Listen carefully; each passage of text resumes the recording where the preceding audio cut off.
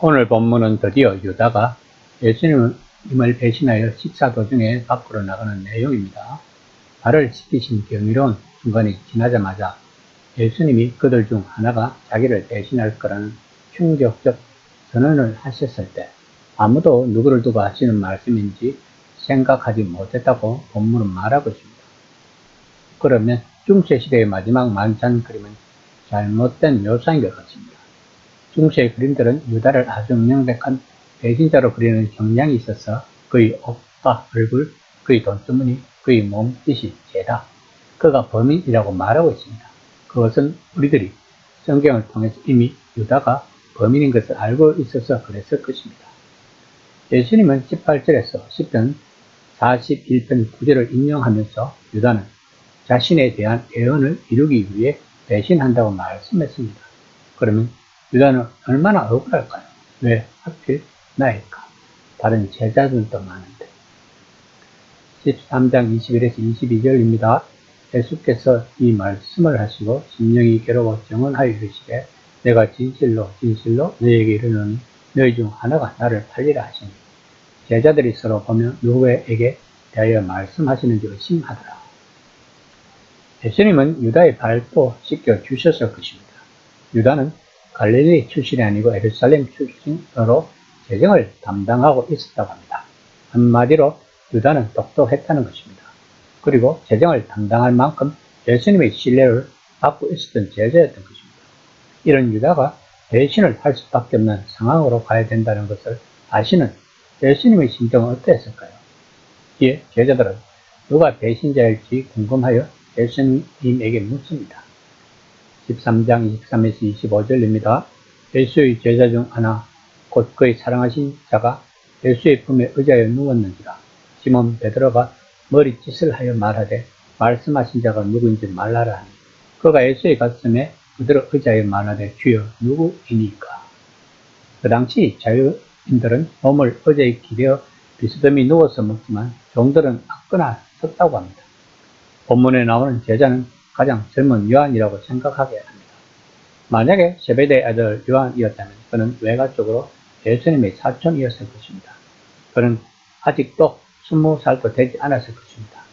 이런 것을 미루어 보아 예수님 또한 그를 다른 제자들보다 더 각별하게 대했을 것입니다.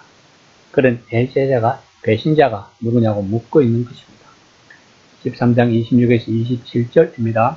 예수께서 대답하시되 내가 떡 한 조각을 적시다 주는 자가 그러니라 하시고 곧 한 조각을 적셔서 가롯 시몬의 아들 유다에게 주시니 조각을 받은 후 곧 사탄이 그 속에 들어간지라.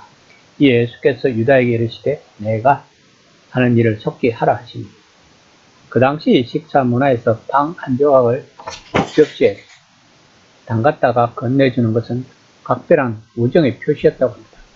예수님은 지금 각별히 사랑하는 제자에게 배신을 당하고 있는 것입니다. 사탄이란 단어는 히브리어로 고발자란 뜻입니다.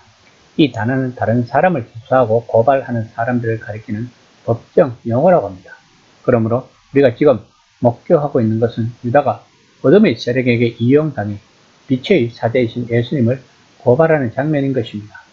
즉 프롤로그 이후로 요한복음의 이야기에 드리워졌던 빛과 어둠의 대결이 그 절정에 다다르고 있다는 것입니다. 그리고 유다는 그 어둠의 군대에 들어간 것입니다. 30절에 보면 모든 차원에서 어두운 밤을 향하는 문이 열리고 유다는 그 속으로 사라졌다고 요한은 말하고 있습니다. 그러시면서 예수님은 유다에게 내가 하는 일을 속히 하라고 말씀하십니다. 예수님의 심령은 매우 괴로우시다는 것을 요한은 말하고 있는 것입니다. 왜 예수님은 괴로우실까요? 예수님은 지금 자신이 십자가로 향하여 가신다는 것을 잘 알고 계시는 것입니다.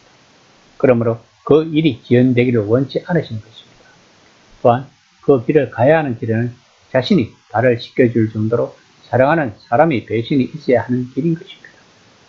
지금 우리는 사랑과 배신 사이에 끼어 계신 예수님을 만날 수 있습니다. 이것은 우리들의 인생인 것 같습니다. 현재의 삶에서 사랑과 배신, 기쁨과 고뇌, 친분과 등 뒤에 숨긴 칼을 늘 함께 가는 것 같습니다. 이처럼 예수님이 어느 하나의 문을 연다는 것은 다른 곳에도 문을 여실 수밖에 없다는 뜻일 것입니다. 그것은 오늘날 우리들에도 마찬가지일 것입니다. 그러므로 우리가 고난을 받으면 너무 슬퍼하지, 또한 기쁜 일이 생겨도 너무 기뻐 날뛰지 말아야 할 것입니다. 제자들은 예수님의 말씀을 못 알아듣고 단지 유다에게 명절에 쓸 물건을 사라 하시는 것인지 아니면 가난한 자에게 무엇을 주라고 하시는 줄 알았다고 요한은 말하고 있습니다. 13장 30절입니다. 유다가 그 조각을 받고 곧 나가니 밤이 일어나. 유다의 심정은 어떠할까요?